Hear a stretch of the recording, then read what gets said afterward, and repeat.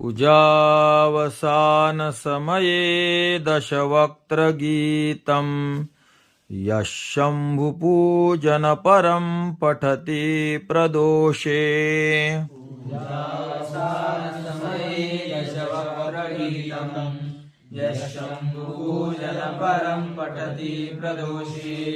तस्य स्थिरां रथगजेन्द्रतुरङ्गयुक्तां लक्ष्मीं सदैव सुमुखीं प्रददाति शम्भुः।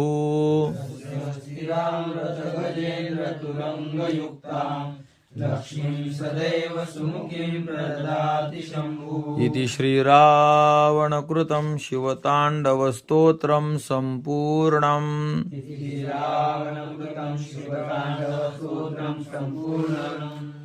बघा याचा पदच्छेद. पूजावसान समये दशवक्त्रगीतम यह शंभुपूजनपरं पठति प्रदोषे तस्य स्थिरां रथ गजेंद्र तुरंगयुक्तां लक्ष्मीं सदैव सुमुखीं प्रददाति शंभुः. अन्वय. यह प्रदोषे पूजावसान समये शंभुपूजनपरं दशवक्त्रं पठति तस्य शंभुः सदैव सुमुखीं स्थिरां लक्ष्मीं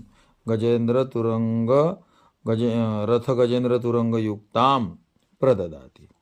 अर्थ बघा असा होते. यह जो कोणी प्रदोषे यह शंभुपूजन परम किंवा यह नाही शंभुपूजन परम दशवक्त्र गीतमचं विशेषण करा. यह जो प्रदोषे संध्याकाळी पूजावसान समये पूजेच्या शेवटी शंभुपरम शंभुपूजन परम शंभूच्या पूजेला श्रेष्ठ म्हणजे शंभुपूजन पर असणार दशवक्त्र गीतम 10 तोंडांनी युक्त रावण. आणि त्याचं गीत म्हणजे काय रे मग?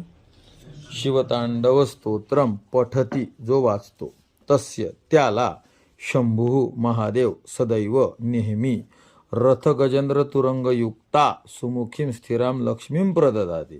तस्य त्याला शंभू महादेव सदैव नेहमी रथ म्हणजे मोठी गाडी 4 चाकी, गजेंद्र म्हणजे रे मालवाहू, आणि तुरंग म्हणजे रे बुलेट अशाने युक्त अशी सुमुखी म्हणजे अनुकूल अशी स्थिराम लक्ष्मी स्थिर लक्ष्मी प्रददाती देतात.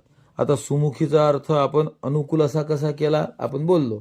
खराब जर तोंड केला आपण घरी गेलो आईनं जर तोंड खराब करेल असलं तर समजा ती आपल्याला काय प्रतिकूल, आणि तिनं जर चांगलं तोंड केलं तर काय झाली ती.